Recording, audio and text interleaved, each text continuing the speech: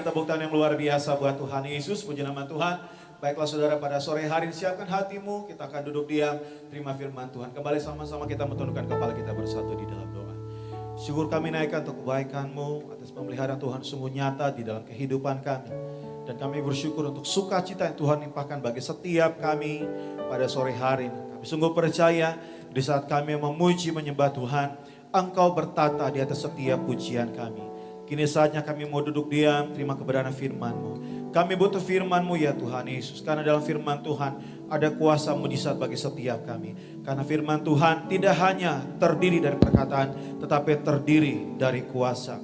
Beri kami hati seorang murid dan telinga seorang murid yang mau diajar, bahkan ditegur oleh setiap firman Tuhan pada saat sore hari. Berkati yang terkasih, Pendeta Muda Ariso Pariaji yang akan menyampaikan firman Tuhan. Kami percaya firman Tuhan yang disampaikan, dia yang ditabur, akan tertanam di dalam lubuk batin kami. Dan akan berakar, bertumbuh, bahkan berbuah 100 kali lipat ganda. Dengan hati bersyukur kami sambut firman Tuhan. Yang bersuka cita sambut firman Tuhan. Sama-sama kita mau katakan, amin. Kita berikan tepuk tangan yang luar biasa buat Tuhan Yesus. Terima kasih Tuhan Yesus.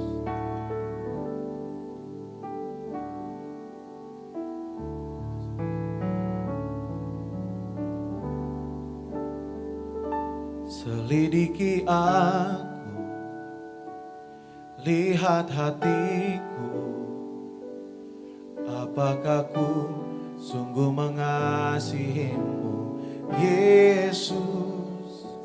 Kau yang maha tahu dan menilai hidupku, tak ada yang tersembunyi bagimu.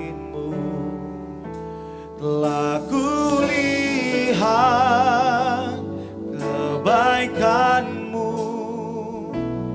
yang tak pernah habis di hidupku. Ku berjuang sampai akhirnya Kau dapati aku tetap setia. Aku lihat kebaikan-Mu yang tak pernah habis di hidupku. Ku berjuang sampai akhirnya Kau dapati aku tetap setia. Kita berikan tepuk tangan yang luar biasa buat Tuhan bersama-sama. Selidiki aku, lihat hatiku, apakah ku sungguh mengasihimu, Yesus. Kau yang maha tahu dan menilai hidupku, tak ada yang tersembunyi bagimu. Aku lihat kebaikan-Mu yang tak pernah habis di hidupku. Ku berjuang sampai akhirnya Kau dapati aku tetap setia.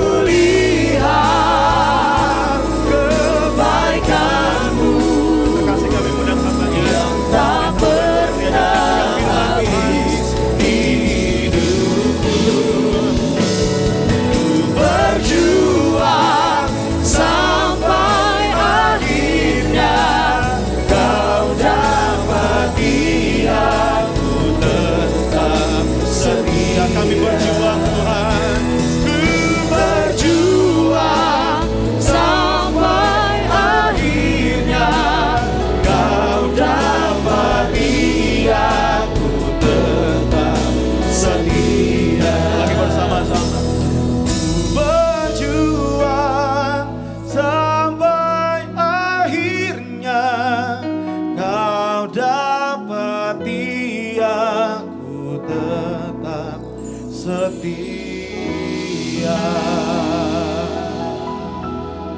Mari kita satu di dalam doa. Kami bersyukur Tuhan Yesus untuk kasih-Mu berlimpah bagi kami. Saat kami memuji memuliakan nama-Mu, Engkau ada di tengah kami. Walau ibadah lewat live streaming ini, kami percaya urapan dan kuasa-Mu tetap sama menjangkau kami. Kami siap untuk duduk diam di bawah kaki-Mu, dengar firman-Mu ya Tuhan. Dan biar Engkau yang teguhkan setiap firman dengan tanda kuasa dan mujizat.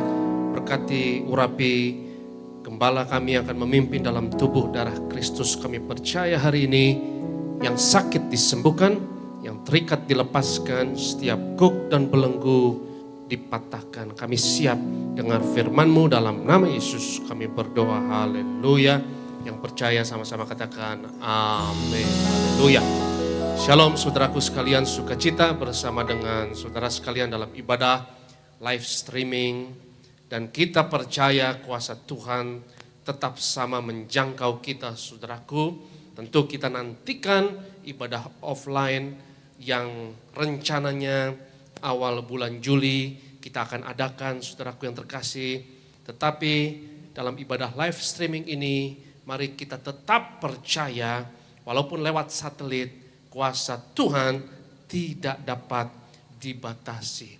Hari ini saya mau berbicara mengenai satu tema yang menarik bagi saya, yaitu pentingnya kita watch and pray.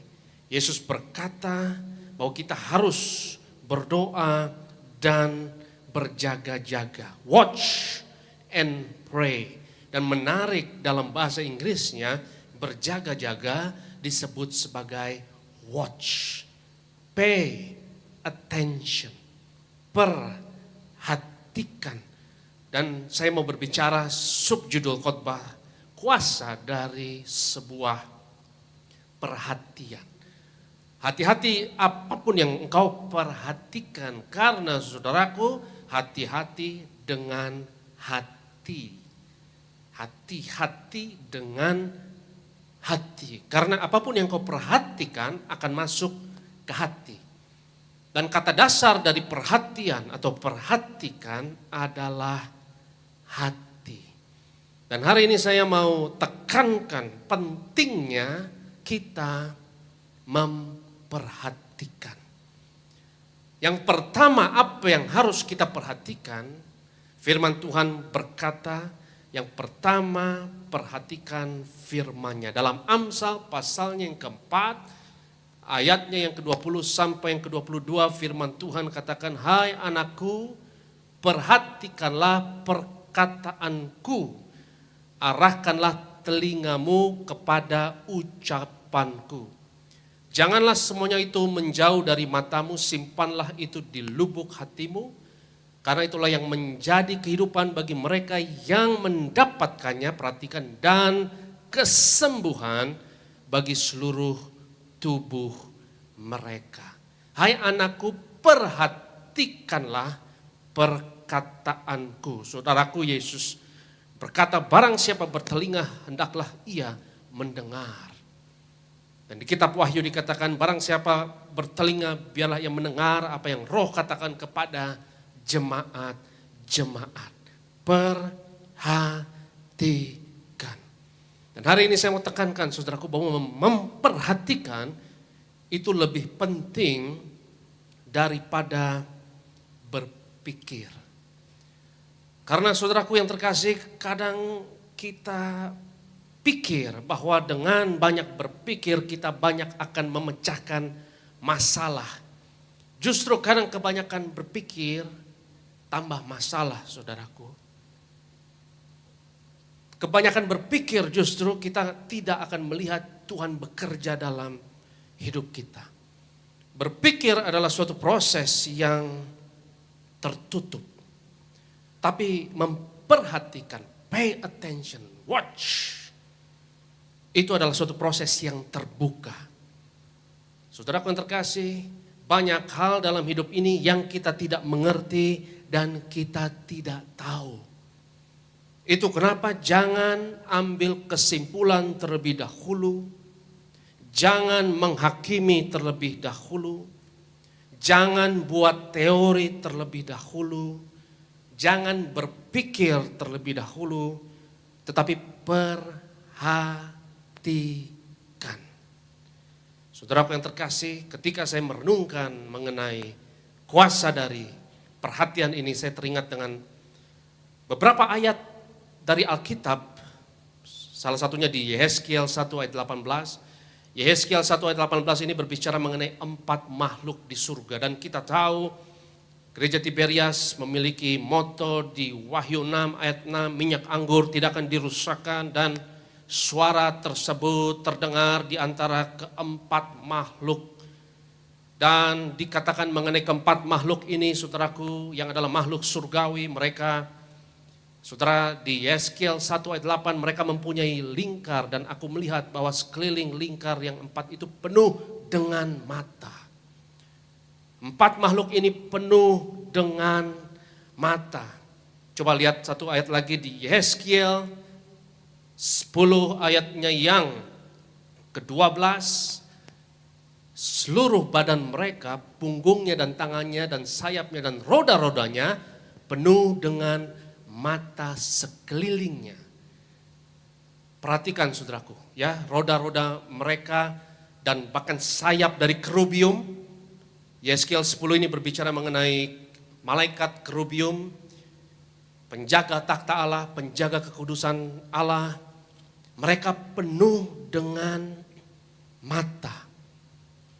Dan saya temukan satu ayat lagi di Wahyu pasalnya yang keempat. Coba ditampilkan satu ayat lagi, Wahyu 4 ayat 7, mengenai 4 makhluk ini lagi saudaraku, ya. Makhluk yang pertama sama seperti singa, ya, yang kedua seperti anak lembu, ya, dan makhluk yang ketiga mempunyai muka seperti muka manusia, dan makhluk yang keempat sama seperti burung nasar. Lanjut. Ayat yang ke-8, dan keempat makhluk itu masing-masing bersayap 6 sekelilingnya, dan di sebelah dalamnya penuh dengan mata. Hari ini saya mau tekankan, saudara yang terkasih, lebih penting kita memperhatikan. 4 makhluk itu di sekeliling badan mereka, punggung mereka penuh dengan sensor untuk menerima signal dari segala arah. Ya, saya jadi teringat, ya, nanti salah satu kemajuan zaman yang akan terjadi ke depan yang dinantikan itu dari artificial intelligence, ya, yang istilahnya akan ada tren Internet of Things. Semua akan ada sensor dan akan terhubung dengan internet, dengan chip, ya, bukan hanya handphone kita yang pintar, nanti AC juga smart AC, smart kulkas juga nanti, smart refrigerator, ya, pintu juga nanti bisa ada sensor dan lain sebagainya. Saudaraku, kita perhatikan. Ini ayat yang misterius bahwa makhluk-makhluk surgawi tersebut di sekeliling takhta Tuhan, baik kerubium, baik keempat makhluk, mereka penuh dengan mata. Itu kenapa saya tekankan mata, bukan otak, saudara. Ya. Karena memperhatikan itu lebih penting daripada berpikir. Perhatikan firman Tuhan, perhatikan kuasa Tuhan, perhatikan pekerjaan Tuhan. Lihat dan kecaplah kebaikan Tuhan, lihat, perhatikan. Jangan terlalu banyak berpikir. Itu kenapa mungkin, saudaraku, orang yang terlalu banyak pikir, ya, jadi nggak lihat mujizat. Karena mereka tidak mau merendahkan hati seperti anak kecil. Dan Yesus katakan bahwa barang siapa yang masuk kerajaan surga harus merendahkan diri seperti salah satu anak kecil tersebut. Itu kenapa Alkitab katakan bahwa masuk kerajaan surga harus lahir baru. Kita harus mau dirombak ulang cara berpikir kita, saudaraku. Karena kadang apa yang kita pikirkan itu salah. Kadang apa yang kita pikirkan itu tidak lengkap. Kadang apa yang kita pikirkan itu harus diupdate dan harus diupgrade. Itu kenapa, saudaraku yang terkasih, kita perlu memperhatikan lebih dari berpikir. Mungkin saudaraku yang terkasih, kita berpikir kita sudah tahu Alkitab, kita sudah tahu doktrin, kita sudah tahu tradisi-tradisi kekristenan. Dan orang-orang yang seperti itu, mereka sudah berpikir tertutup. Mereka sudah jatuhkan vonis dan jatuhkan penghakiman, sehingga mereka tidak melihat cara Tuhan bekerja yang baru. Mereka menolak untuk di-update. Dan kita harus upgrade cara berpikir kita. Dan istilahnya saudaraku yang terkasih adalah bertobat. Apa itu bertobat? Ubah cara berpikir. Bertobat dalam bahasa Yunaninya adalah metanoia. Dan metanoia tidak lebih dari artinya adalah ubah pikiran. Upgrade pikiran kita. Siapa tahu saudaraku yang terkasih, yang kita pikirkan salah. Ayo. Siapa tahu teori kita itu sudah usang dan harus diupdate lagi. Siapa tahu Tuhan mau mengangkat kita ke level yang lebih tinggi lagi. Sehingga ada cara berpikir yang lama, kebiasaan yang lama, hal-hal yang lama yang Tuhan sudah tidak berkenan, yang harus disingkirkan dari hidup kita, saudaraku. Sehingga kita harus berubah. Itu kenapa saya katakan, saudaraku yang terkasih, bahwa memperhatikan, pay attention, itu lebih penting dari berpikir. Apa yang kita harus perhatikan? Seperti yang saya katakan, yang pertama, perhatikan firman Tuhan. Jangan pikir kita sudah mengerti, saudara. Kalau kita pikir kita sudah mengerti, kita tidak akan melihat hal-hal yang baru dari firman Tuhan. Tapi baca seperti anak kecil. Saudara yang terkasih, anak kecil, bayi, bagaimana mereka belajar, dan daya serap mereka begitu besar, karena mereka tidak punya teori apapun. Mereka tidak punya asumsi apapun, dan tidak ada kesimpulan apapun. Yang mereka lakukan hanya pay attention. Yang mereka lakukan hanya memperhatikan. Seorang bayi misalnya, anak saya baru 7 bulan, saudara. Ya, jadi dia masih berkenalan dengan dirinya sendiri, berkenalan dengan dunia, berkenalan dengan realita. Saya baca bahwa seorang bayi ketika dia lahir, syaraf yang paling sudah lengkap terbentuk itu baru hanya mulut dan indera pengecapan. Sehingga puji Tuhan ya, seorang bayi langsung bisa tentu minum susu. Dan seorang bayi belum kenalan dengan organ-organ tubuh yang lainnya dan syarafnya, sehingga dunia adalah petualangan yang mengasihkan bagi mereka. Mereka penuh dengan pengamatan dan mereka belajar. Dan segala sesuatu menarik bagi mereka dan segala sesuatu mujizat bagi mereka, saudaraku. Bagi seorang yang percaya segalanya mujizat. Bagi orang yang skeptis, yang tidak percaya, tidak ada mujizat. Dan anak saya 7 tahun, saudaraku, ya, dia baru bereksperimen, misalnya dia baru tahu gravitasi. Dia baru suka barang apapun dia jatuhkan, saudara. Ya, dia lihat, wah, gravitasi bisa diandalkan rupanya. Selalu jatuh ke bawah, nggak pernah ke atas, ya. Dan dia lakukan berulang-ulang. Dan segalanya mujizat bagi seorang yang pay attention. Yang pertama, saudaraku yang terkasih, perhatikan firman Tuhan. Yang kedua, perhatikan mujizat Tuhan. Lihat Ayub 37 ayatnya yang ke-14. Ayub 37 ayat 14. Ya. Berilah telinga kepada semuanya itu, hai Ayub. Diamlah dan perhatikanlah keajaiban-keajaiban Allah. Perhatikanlah keajaiban Tuhan. Jangan banyak berpikir, saudaraku. Perhatikan saja. Karena kita tidak tahu apa-apa, anggap engkau tidak tahu apa-apa. Engkau dan saya tidak tahu apa-apa, kita tidak tahu bagaimana cara bekerja Tuhan, kita tidak tahu secara lengkap realita yang sebenarnya, saudaraku yang terkasih. Jangan pikir kita sudah tahu, karena kalau engkau pikir engkau sudah tahu, engkau tidak akan melihat mujizat. Tuhan mau melakukan hal-hal yang baru dalam hidup kita. Walau dalam pandemi sekalipun, mari imani, engkau akan melihat mujizat Tuhan. Engkau akan menyaksikan mujizat Tuhan. Jangan banyak berpikir, pay attention. Hanya lihat kebaikan Tuhan, hanya watch and pray. Watch, lihat.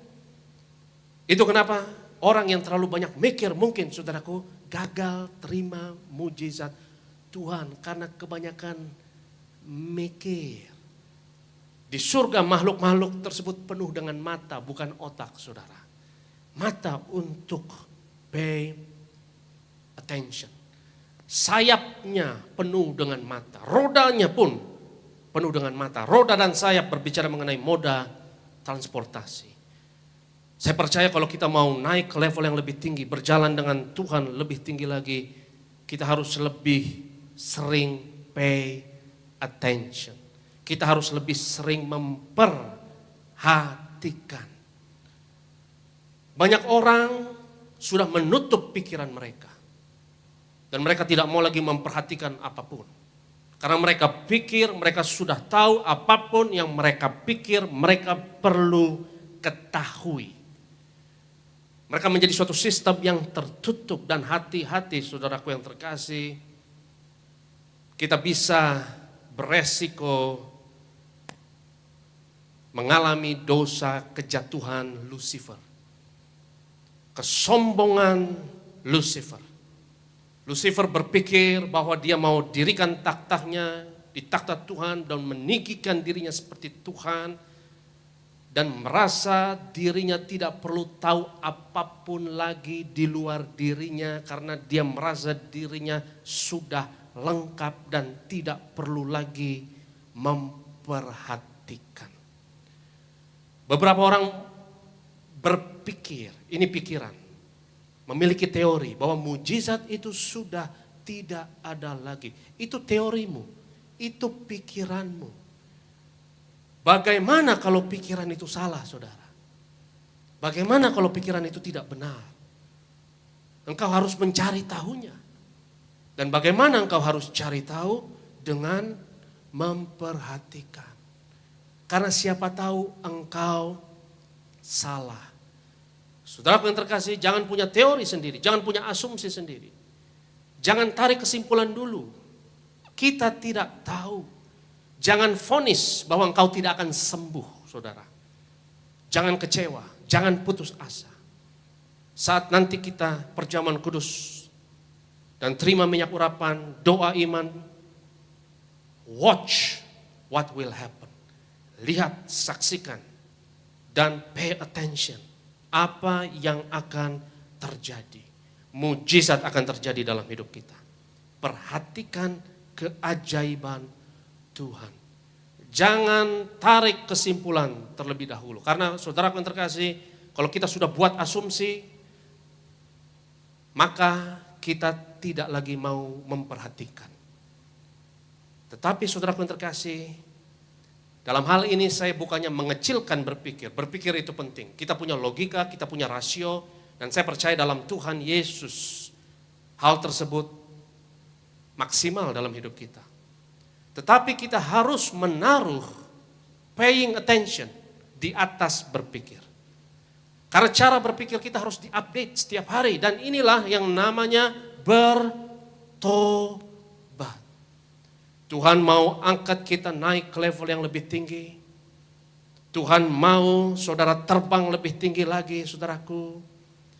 Ada hal-hal yang sudah tidak boleh dipakai lagi dalam hidup kita, yang tidak boleh ada lagi dalam hidup kita, yang harus dibakar, yang harus dihancurkan dalam hidup kita. Sehingga butuh kerendahan hati. Seperti minyak zaitun yang dihasilkan dari buah olive zaitun yang dihempaskan dan digilas. Demikian juga saudaraku yang terkasih. Kadang Tuhan mau merombak ulang kita. Karena apa yang kita tahu salah. Apa yang kita pikir benar sebetulnya tidak benar. Beberapa orang yang skeptik dan ragu-ragu mungkin berpikir bahwa mujizat itu tidak ada, kuasa Tuhan itu tidak ada. Tetapi saudaraku yang terkasih, bagaimana kalau yang kau pikirkan itu salah dan engkau harus update ulang. Jangan banyak pikir, tapi perhatikan. Lagi pula banyak terlalu berpikir cepat tua saudara. Tapi memperhatikan lebih awet muda, haleluya. Kalau memperhatikan saudaraku, engkau masih mau berpetualang. Kau masih ada ingin tahu. Tapi kalau engkau memvonis mujizat tidak ada lagi, maka engkau akan miss dan tidak memperhatikan ketika mujizat itu terjadi dalam hidup kita. Bagi orang yang percaya, segalanya adalah mujizat. Kalau kita masih bernafas sampai sekarang ini, saudaraku, sehat sampai sekarang ini, itu adalah mujizat. Ketika Daud melihat bintang di langit dan benda-benda langit di angkasa, dia berpikir, siapa saya? Yang bahkan Tuhan berpikir mengenai diri saya, yang Tuhan pandang sebagai biji matanya, sehingga itu pun adalah mujizat. Saudaraku yang terkasih, jangan ambil kesimpulan apapun, banyak hal yang kita tidak tahu. Cara Tuhan bekerja kita tidak tahu. Jangan vonis hidup kita dan mengatakan bahwa kita gagal, bahwa kita tidak akan berhasil. Jangan vonis dirimu dan mengatakan bahwa engkau tidak akan sembuh dan mujizat tidak akan terjadi.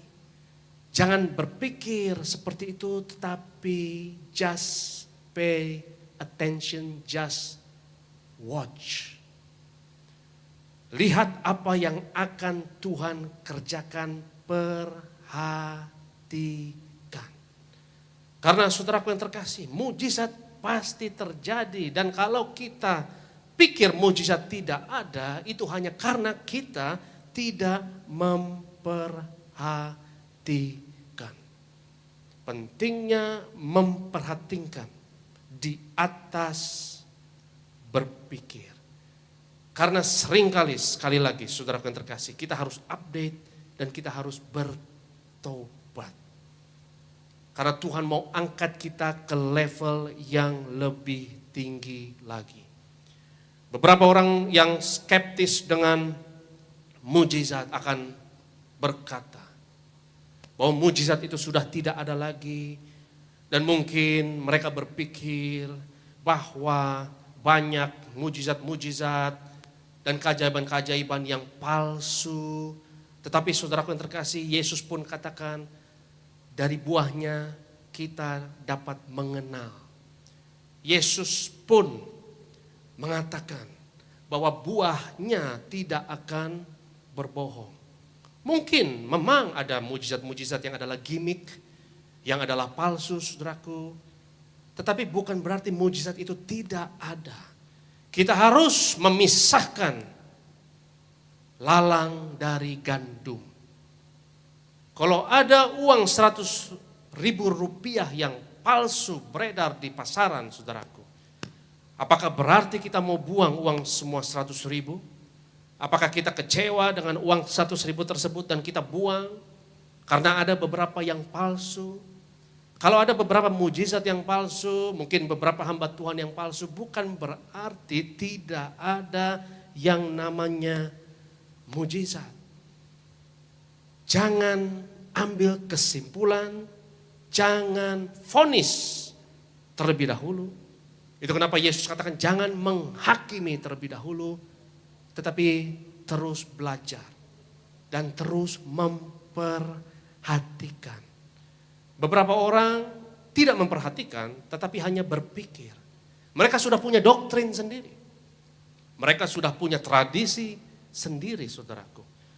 Tapi bagaimana kalau Tuhan mau lakukan sesuatu yang baru, yang mendobrak tradisi tersebut, yang mau merombak ulang doktrin yang selama ini kita pegang, dan Tuhan mau update, engkau harus pay attention. Engkau harus memperhatikan. Misalnya doktrin perjamuan kudus yang selama ini dipelihara sebagai tradisi yang dianggap sakral. Selama bertahun-tahun saudaraku yang terkasih, banyak orang yang berpikir bahwa perjamuan kudus itu hanya harus dapat dilakukan sebulan sekali misalnya. Di Alkitab itu tidak ada. Dan saudaraku, itu adalah tradisi. Dan kita hormati kalau ada gereja yang melakukan tersebut, kita tidak melecehkan tentunya saudaraku. Dan kita tidak memprotes juga, tidak. Karena semuanya punya kedaulatan masing-masing, punya selera masing-masing. Untuk gereja Tiberias, Tuhan perintahkan lewat gembala sidang, itu kita adakan tiap minggu. Kalau engkau punya doktrin, tradisi tertentu mengenai perjamuan kudus, engkau sudah punya teori sendiri, engkau sudah punya prasangka sendiri terhadap perjamuan kudus itu, dan engkau tidak memperhatikan, tidak pay attention ketika Tuhan bekerja, perhatikan mujizat-mujizatnya. Perhatikan keajaiban-keajaiban Tuhan. Dan di gereja Tiberias, saudaraku yang terkasih, terjadi banyak kuasa Tuhan dan mujizat terjadi. Yang perlu kita harus lakukan hanya pay attention. Lihat sekelilingmu. Perhatikan hidup kita. Saudaraku yang terkasih, terima hari ini perjamuan kudus, minyak urapan. Percaya, berdoa. Lalu berjaga-jaga, watch. Lihat bukan hanya hari ini, lihat minggu depan, lihat bulan depan, lihat hidupmu tahun depan.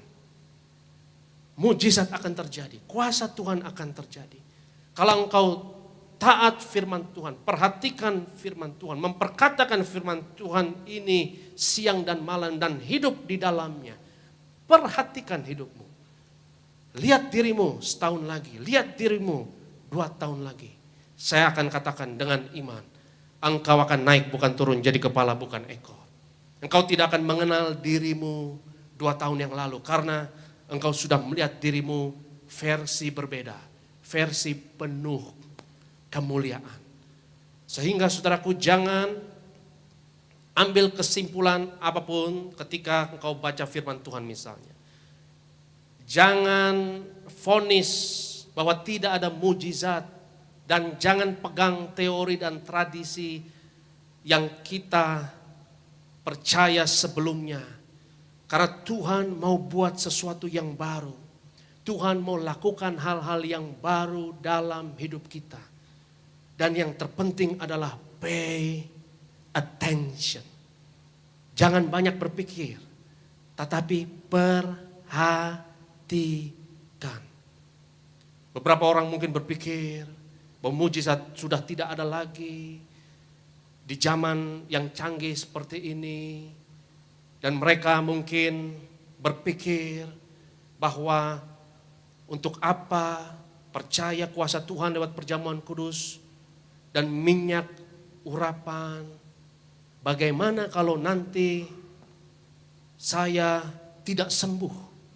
Mereka takut frustasi. Mereka takut kecewa.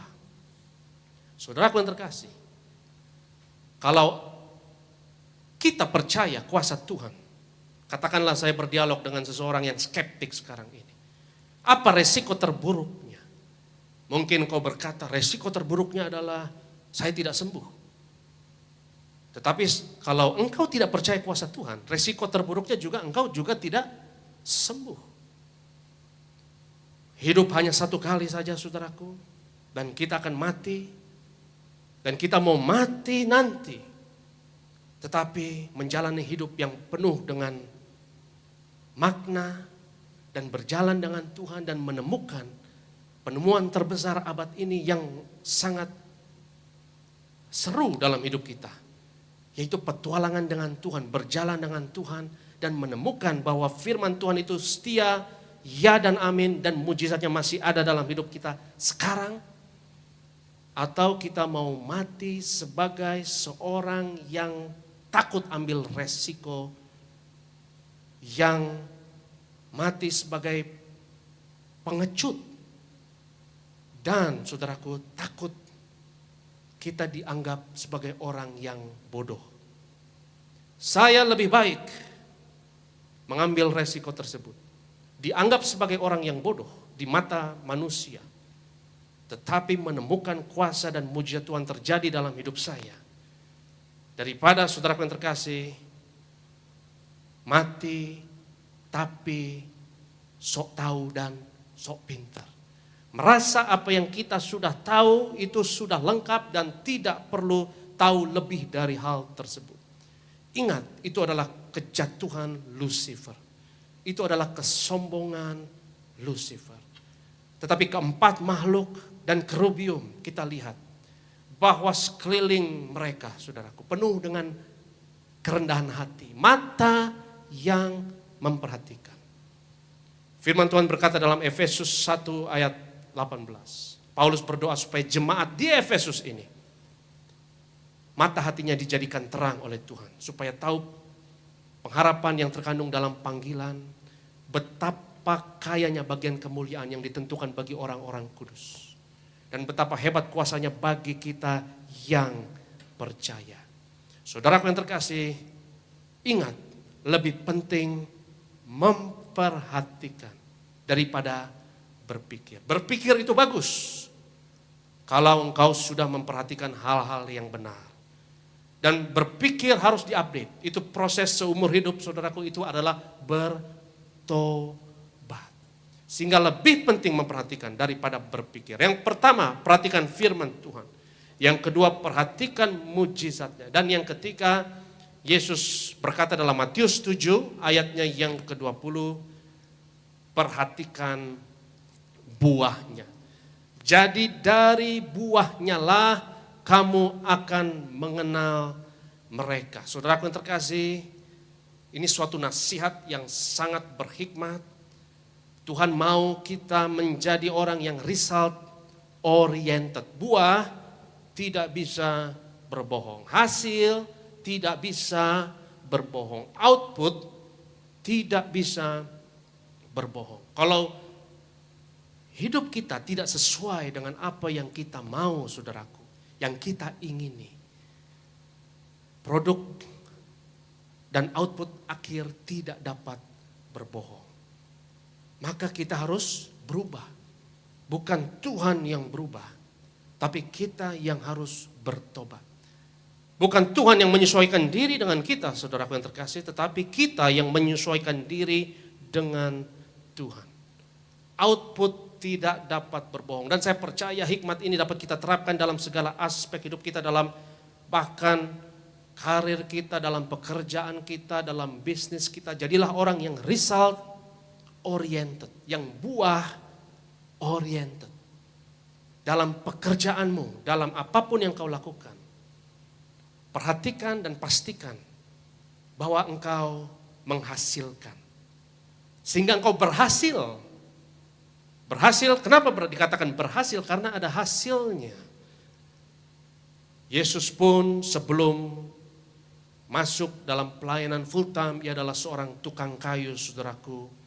Dan saya percaya ia hasilkan produk-produk furnitur yang terbaik di Nazaret saat itu.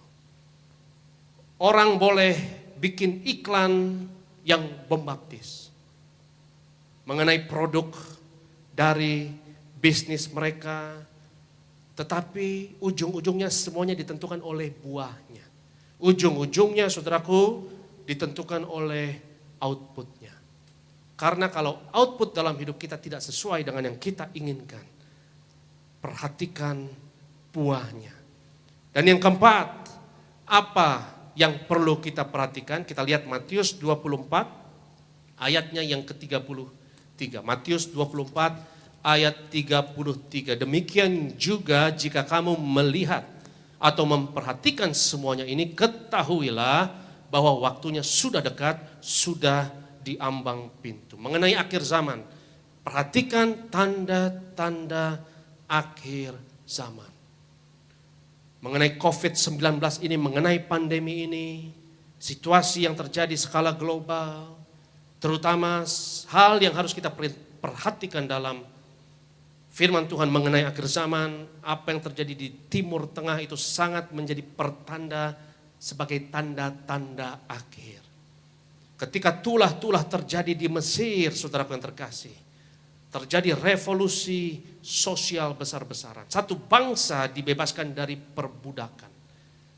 Yang menjadi pertanda bahwa perbudakan adalah suatu hal yang salah. Suatu perlakuan diskriminasi, sara yang maksimal adalah anggapan bahwa satu manusia dapat memiliki manusia yang lain sebagai sebuah properti, sebagai budak.